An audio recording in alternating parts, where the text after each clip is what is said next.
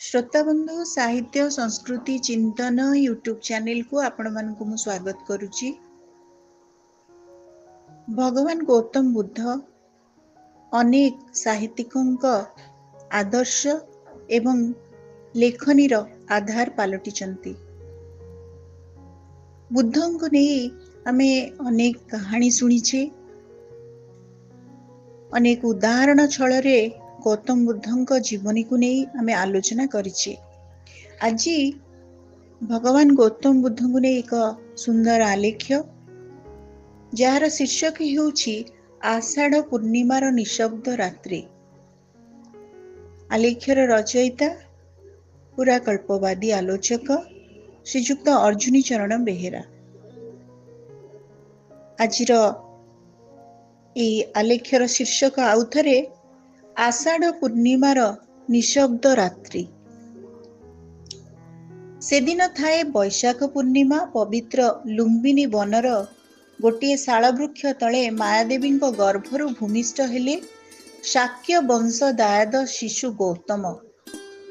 राजा शुद्धोधन आनंद कहिले न सरे। सारा कपिलावस्तु नगर उत्सव मुखर होई उठिला। क्रमे शिशु गौतम कपिलावस्तु राजप्रासाद रे चंद्रकला परी बढ़ी बड़ हेले ओ युवावस्था पदार्पण कले। पिला बेलरू संसार प्रति गौतम को अनासक्त देखी राजा शुद्धोधन तांको संसार माया बांधि रखिबा पई कपिलावस्तु राजप्रासाद रे सबु व्यवस्था खंजी देइथिले। रूपसी जशोधरा नामनी कन्यांको सहित तांकर विवाह मध्य होई गला। मायापुरीर बंधन रे बेस किछि काल कटाई नेले गौतम। समयक्रमे तांकर पुत्र गोटे मध्य जन्म हेला, नाम थिला राहुल। हेले ए सबु सांसारिक माया तांकु औ केते दिन बा बांधी रखि पारि थांता।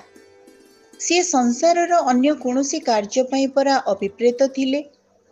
दिने से तांको विश्वस्त अनुचर छंदक को डाकी कहिले, तुमे रथ सज कर, मु काली नगर भ्रमण रे जीवी।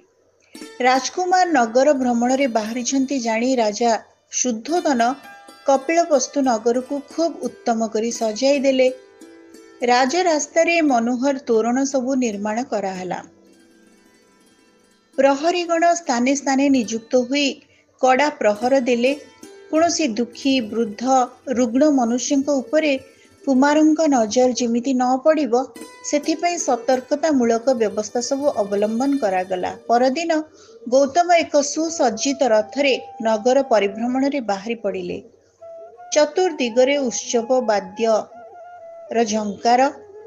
गौतम ए सब खूब उपभोग पूर्वक आगको आगे चली थांती।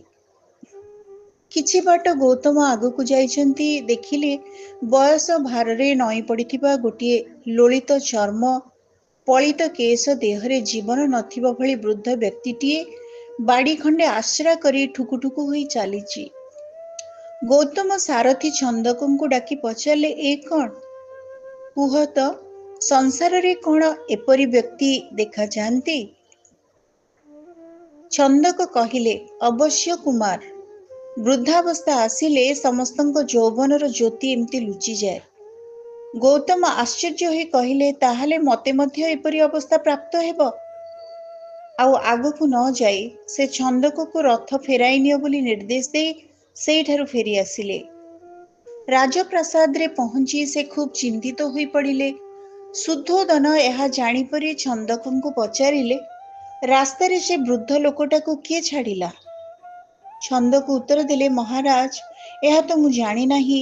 बोध हुए यह ही विधातांक इच्छा थिला जे कुमार एपरी जणे लोकन को देखंतु। राजा चुप रहिले।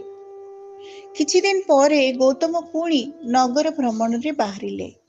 एथर आगठारु आहुरी अधिका सतर्कता मूलक व्यवस्था सब ग्रहण करागला, जेपरी कुमारंको कोनोसी अशुभ दर्शन हेब नाही। मात्र राजरास्ता रे तांको रथ किछि बाट आगे जाइछि, तांको देखिबाकु मिलिला रास्ता कड़रे रुग्ण व्यक्तिटीए पड़ी थरुची।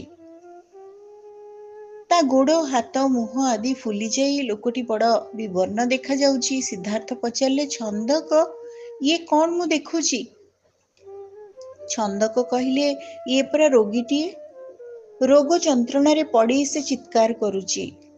ଶରୀର ମାନେ ରୋଗ ଅଛି, ଶରୀରକୁ ରୋଗ ଗ୍ରାସେ ଏବଂ ରୋଗ ଗ୍ରାସ କରିଲେ ଲୋକଙ୍କୁ ଏହିଭଳି ଯନ୍ତ୍ରଣା ଭୋଗିବାକୁ ପଡ଼ିଥାଏ। ରଥ ଲେଉଟାଇ ସିଦ୍ଧାର୍ଥ ପ୍ରାସାଦକୁ ଫେରିଆସି ପୁଣି ଚିନ୍ତାରେ ନିମଗ୍ନ ରହିଲେ। ତାଙ୍କ ଚିନ୍ତା ଚେତନାକୁ ଗ୍ରାସ କଲା। ଏଡ଼େ ସୁନ୍ଦର ଏ ଦେହ ଦିନେ ଜରା ବ୍ୟାଧିରେ ହତଶ୍ରୀ ଓ ବିବର୍ଣ୍ଣ ହୋଇପଡ଼େ। ତଥାପି ମନୁଷ୍ୟର ଏ ଦେହ ପ୍ରତି କେତେ କାମନା ଓ କେତେ ଆକର୍ଷଣ ସତେ! ମହାରାଜ ଶୁଦ୍ଧୋଧନଙ୍କ ପାଖରେ ସମସ୍ତ ଖବର ପହଞ୍ଚିଥିଲା। ବିବ୍ରତ ହୋଇ ପୁତ୍ରକୁ ପ୍ରାସାଦ ମଧ୍ୟରେ ଆକୃଷ୍ଟ କରି ରଖିବାର ସମସ୍ତ ବ୍ୟବସ୍ଥା ସେ ସାରି ଦେଇଥିଲେ। କିଛି ଦିନ ପରେ ସିଦ୍ଧାର୍ଥ ପୁନଶ୍ଚ ନଗର ଭ୍ରମଣରେ ବାହାରିଲେ। ଏଥର କିନ୍ତୁ ଶୁଦ୍ଧୋଧନ ପହରା ବ୍ୟବସ୍ଥା ଆହୁରି କଡ଼ାକଡ଼ି କରିଦେଲେ। ଆଗ ପରି ଏଥର ସୁସଜ୍ଜିତ ରଥରେ ସିଦ୍ଧାର୍ଥ ଅଳ୍ପ ଦୂର ଯାଇଛନ୍ତି, କର୍ଣ୍ଣରେ ତାଙ୍କର ପଡ଼ିଲା ବିକଳ ଏକ କ୍ରନ୍ଦନ ରୋଳ। ସେ ଦେଖିଲେ କିଛି ଲୋକ ଏକ କୋକେଇ ଉପରେ ଜଣେ ଲୋକଙ୍କୁ ଶୁଆଇ ଦେଇ ବିକଳ କ୍ରନ୍ଦନ କରି କାନ୍ଧ ଉପରେ ବୋହି ନେଇ ଯାଉଛନ୍ତି। ସିଦ୍ଧାର୍ଥ ଛନ୍ଦକକୁ ପଚାରିଲେ, ଏସବୁ ମୁଁ କଣ ଦେଖୁଛି? ଛନ୍ଦକ କହିଲେ, ଆଜ୍ଞା ହଁ, ଦେହରୁ ପ୍ରାଣ ଛାଡ଼ିଗଲେ ଏହି ଶରୀର ଶବ ହୋଇଯାଏ ଓ ଆତ୍ମୀୟମାନେ କାନ୍ଦି କାନ୍ଦି ସେ ଶବକୁ ନେଇ ଶ୍ମଶାନରେ ପୋଡ଼ି ଦେଇ ଆସନ୍ତି। ସମସ୍ତଙ୍କୁ ଦିନେ ମରିବାକୁ ହୋଇଥାଏ। ଦେହର ଅନ୍ତିମ ପରିଣାମ ହିଁ ମୃତ୍ୟୁ। ଏହା ସେହି ଦୃଶ୍ୟ। ଛନ୍ଦକକୁ ଫେରିଚାଲ ବୋଲି ନିର୍ଦ୍ଦେଶ ଦେଲେ ଗୌତମ। ଘର ଘର ନାଦରେ ରଥ ଫେରିଆସିଲା କପିଳାବାସ୍ତୁ ରାଜପ୍ରାସାଦକୁ। ରାଜପ୍ରାସାଦରେ ସିଦ୍ଧାର୍ଥଙ୍କୁ ଆଉ କୌଣସି ବସ୍ତୁ ସୁଖ ଲାଗିଲା ନାହିଁ। ସେ ପ୍ରାସାଦର ସମସ୍ତ ବସ୍ତୁ ବିଳାସ ବ୍ୟସନ ଓ ଆମୋଦ ପ୍ରମୋଦ ଭିତରେ କେବଳ ଦେଖିଲେ ସେଇ ତିନୋଟି ଦୃଶ୍ୟ। ଯେତିକି ଦିନ ଗଡ଼ି ଯାଉଥାଏ, ଗୌତମ ସେତିକି ଚିନ୍ତାକୁଳ ହୋଇ ପଡ଼ୁଥାନ୍ତି। ଏ ସଂସାର କେବଳ ଯେ ଜରା ବ୍ୟାଧି ମୃତ୍ୟୁର ଦୁଃଖରେ ଜର୍ଜର। ଏହି ସଂସାର ସୁଖରେ ବୁଡ଼ି ରହିବା ନିର୍ବୋଧତା ମାତ୍ର। ଏହି ଚିନ୍ତା ତାଙ୍କ ଚେତନାକୁ ଗ୍ରାସ କରି ଚାଲିଥାଏ। ଏପରି ସ୍ଥିତିରେ ଗୌତମ ଆଉ ଦିନେ ପୁଣି ନଗର ଭ୍ରମଣରେ ବାହାରିଲେ। କିନ୍ତୁ ପ୍ରାସାଦରୁ ଅଳ୍ପ ଦୂର ଯାଇଛନ୍ତି କି ନାହିଁ ସେ ଦେଖିଲେ ଗୈରିକ ବସ୍ତ୍ର ପରିହିତ ଓ ହସ୍ତରେ ଭିକ୍ଷାପାତ୍ର ଧରି ଜଣେ କେହି ତାଙ୍କ ଆଡ଼କୁ ଆସୁଛି। ଏ କିଏ ବୋଲି ଛନ୍ଦକଙ୍କୁ ପଚାରିବାରୁ ଛନ୍ଦକ କହିଲେ, ଏ ହେଉଛନ୍ତି ଜଣେ ସନ୍ନ୍ୟାସୀ। ଗୌତମ ସେ ସନ୍ନ୍ୟାସୀଙ୍କୁ ଅଭିବାଦନ କରି ପଚାରିଲେ, ଆପଣ କିଏ? ସନ୍ନ୍ୟାସୀ କହିଲେ, ମୁଁ ସଂସାରର ସମସ୍ତ ଅନିତ୍ୟ ଭୋଗବିଳାସ ତ୍ୟାଗ କରି ନିତ୍ୟ ସୁଖ ସନ୍ଧାନରେ ବାହାରିଛି। ମୁଁ ଜଣେ ସନ୍ନ୍ୟାସୀ ଓ ନିର୍ଜନ ସ୍ଥାନ ମୋର ବାସସ୍ଥଳୀ। ଗୌତମ ଚିନ୍ତା କଲେ, ଏହି ମାର୍ଗ ହିଁ ପ୍ରକୃଷ୍ଟ ମାର୍ଗ। ସେ ଛନ୍ଦକଙ୍କୁ କହିଲେ, ଚାଲ ଫେରି ଚାଲ, ଆଉ ଆଗକୁ ଯିବାକୁ ମୋର ମନ ବଳୁନାହିଁ। ଘର୍ଘର ଘୋଷରେ ଫେରିଆସିଲା ରଥ କପିଳାବାସ୍ତୁ ରାଜପ୍ରାସାଦକୁ। ଦିନେ ଗୌତମ ରାଜୋଦ୍ୟାନରେ ବୁଲୁଛନ୍ତି, ଭୃତ୍ୟମାନେ ପହଞ୍ଚି ସମ୍ବାଦ ଦେଲେ, ଯଶୋଧାରାଙ୍କର ପୁଅଟିଏ ହୋଇଛି। ଗୌତମ କହିଲେ, ସେ ପୁଅ ନୁହଁ, ସେ ମୋ ପାଇଁ ଏକ ଶୃଙ୍ଖଳ, ତେଣୁ ତା ନାମ ହେବ ରାହୁଳ। ସେଦିନ ସିଦ୍ଧାର୍ଥ ପ୍ରାସାଦକୁ ଫେରିଆସି ଆଉ ବେଶୀ ସମୟ ନ ଜଗି ରାତିରେ ଶୀଘ୍ର ଶୋଇପଡ଼ିଲେ। ନର୍ତ୍ତକୀ ଓ ବୀଣାବାଦନ କରୁଥିବା ରମଣୀମାନେ ଗୌତମ ଶୋଇଯିବା ଦେଖି ଶୋଇପଡ଼ିଲେ।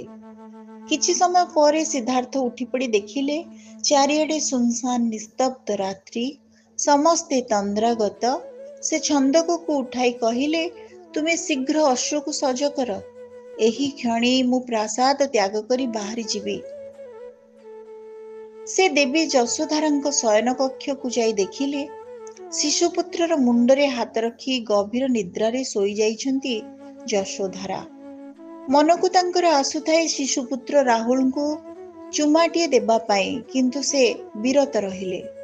ଅଶ୍ୱକଣ୍ଠକକୁ ସଜ କରି ସାରଥୀ ଛନ୍ଦକ ଅପେକ୍ଷା କରି ରହିଥିଲେ। ସିଦ୍ଧାର୍ଥ ତାଙ୍କ ପ୍ରିୟ ଘୋଡ଼ାକୁ ଛାତିରେ ଭିଡ଼ି ଧରି ଗୁଣୁଗୁଣୁ କରି ତା କାନରେ କହିଲେ, ଏଇ ରାତିରେ ମୁଁ ଏ ପ୍ରାସାଦ ଓ ରାଜ୍ୟ ଛାଡ଼ି ଚାଲିଯିବି। ତୁ ମୋତେ ଏଥିରେ ସାହାଯ୍ୟ କରିବୁ ନା? ନିର୍ବୋଧ ପଶୁଟିର ଚକ୍ଷୁରୁ ଧାର ଧାର ଲୋତକ ବହି ଯାଉଥିଲା। ନିଶବ୍ଦ ରଜନୀ, ସମସ୍ତେ ଗାଢ ନିଦ୍ରାରେ ନିଦ୍ରିତ। ଦେବତାମାନେ ଅପେକ୍ଷା କରି ରହିଛନ୍ତି ସିଦ୍ଧାର୍ଥଙ୍କ ଯିବା ସମୟକୁ। ପ୍ରାସାଦର ଦ୍ୱାର ଖୋଲିଗଲା। କନ୍ଥକ ପିଠିରେ ବସି ଗୌତମ ଛନ୍ଦକଙ୍କ ସହିତ ତୀର ବେଗରେ ବାହାରିଗଲେ ପ୍ରାସାଦରୁ। ତାଙ୍କ ଆଗରେ ନିର୍ଜନ ରାତ୍ରି ଏବଂ ଅନିଶ୍ଚିତ ଭବିଷ୍ୟତ। ପଛରେ ରହିଯାଇଛି ମାୟାପୁରୀର ସମସ୍ତ ମାୟା, ରୂପସୀ ପତ୍ନୀ, କୋମଳ ଶିଶୁପୁତ୍ର ରାହୁଳ। ଏହି ସମୟରେ ପୁଷ୍ପବୃଷ୍ଟି ହେଲା ଆକାଶରୁ। ସମସ୍ତ ଧରଣୀ ପୁଲକିତ ହୋଇ ଉଠିଲା। ପ୍ରଭାତ ବେଳକୁ ଗୌତମ ଶାକ୍ୟ ଏବଂ କୌଲିୟ ରାଜ୍ୟ ଅତିକ୍ରମ କରି ଅନୌମା ନଦୀ ପାର କରି ଗଲେ। ସେଠାରେ ସେ ଅଶ୍ୱପୃଷ୍ଠରୁ ଓହ୍ଲାଇ ପଡ଼ି ଗଳାରୁ ସୁନାହାର, ଦେହରୁ ସମସ୍ତ ରାଜ ପରିଚ୍ଛଦ କାଢ଼ି ପ୍ରିୟ ଛନ୍ଦକଙ୍କୁ ଦେଇ ଦେଇ କହିଲେ, ତୁମେ ଏସବୁ ନେଇଯାଅ, ମୁଁ ଆଉ ଫେରିବି ନାହିଁ। ମୁଁ ଚାଲିଲି ଏବେ ସେ ମହାସତ୍ୟର ସନ୍ଧାନରେ। ଛନ୍ଦକ ବହୁ ଅନୁନୟ ବିନୟ କରି ବିଫଳ ହେବା ପରେ ଖୀର୍ଣ୍ଣ ମନା ହୋଇ ଫେରିଲେ କପିଳାବସ୍ତୁ। ପ୍ରିୟ ଘୋଟକ କନ୍ଥକ ତା ମାଲିକ ଯେ ଆଉ ଫେରିବେ ନାହିଁ ଜାଣି ଅଶ୍ରୁ ବର୍ଷଣ ପୂର୍ବକ ସେହିଠାରେ ପଡ଼ି ପ୍ରାଣତ୍ୟାଗ କଲା। ସକାଳ ହେଲା। ସମସ୍ତ କପିଳାବସ୍ତୁରେ ପ୍ରଚାର ହୋଇଗଲା ରାଜକୁମାର କୁଆଡ଼େ ପଳାଇ ଯାଇଛନ୍ତି। ବ୍ୟସ୍ତ ବିବ୍ରତ ରାଜା ଶୁଦ୍ଧୋଧନ ଚାରିଆଡ଼କୁ ଦୂତ ପଠାଉଥାନ୍ତି। ଯଶୋଧାରା ମୁଣ୍ଡ ପିଟି କାନ୍ଦୁଥାନ୍ତି। ଏତିକି ବେଳେ ଛନ୍ଦକ ଆସି ରାଜାଙ୍କୁ ଗୌତମଙ୍କ ଅଙ୍ଗାଭରଣ ସବୁ ଫେରେଇ ଦେଇ ଶୋକ ଗଦ୍ଗଦ୍ କଣ୍ଠରେ କହିଲେ, ମହାରାଜ, କୁମାର ଗୌତମ ଆଉ ଫେରିବେ ନାହିଁ। କୁମାର ଏବେ ସତ୍ୟ ସନ୍ଧାନ ଓ ନିର୍ବାଣ ପଥର ଯାତ୍ରୀ। ଗୌତମଙ୍କ କପିଳାବସ୍ତୁ ରାଜପ୍ରାସାଦ ପରିତ୍ୟାଗ କରିବାର ସେ ନିଃଶବ୍ଦ ନିର୍ଜନ ପବିତ୍ର ରାତ୍ରି ଥିଲା। ଜ୍ୟୋତ୍ସ୍ନା ବିଧୌତ ଆଷାଢ଼ ପୂର୍ଣ୍ଣିମା ରାତ୍ରି। ବୁଦ୍ଧଂ ଶରଣଂ ଗଚ୍ଛାମି, ଧର୍ମଂ ଶରଣଂ ଗଚ୍ଛାମି, ସଂଘଂ ଶରଣଂ ଗଚ୍ଛାମି। ଓಂ ବୁଦ୍ଧାୟ ନମଃ। ଶ୍ରୋତାବନ୍ଧୁ, ଆମେ ଶୁଣୁଥିଲେ ଆଷାଢ଼ ପୂର୍ଣ୍ଣିମାର ନିଃଶବ୍ଦ ରାତ୍ରି ଶୀର୍ଷକ ଏହି ଆଲେଖଟି। ଏହାର ଆଲୋଚକ ଥିଲେ, ଲେଖକ ଥିଲେ ଶ୍ରୀଯୁକ୍ତ ଅର୍ଜୁନୀ ଚରଣ ବେହେରା। ଆଜିର ଅଡିଓଟି ଆପଣମାନଙ୍କୁ କେମିତି ଲାଗିଲା? ଆପଣମାନଙ୍କର ମତାମତ ଅପେକ୍ଷାରେ ରହୁଛି। ଧନ୍ୟବାଦ।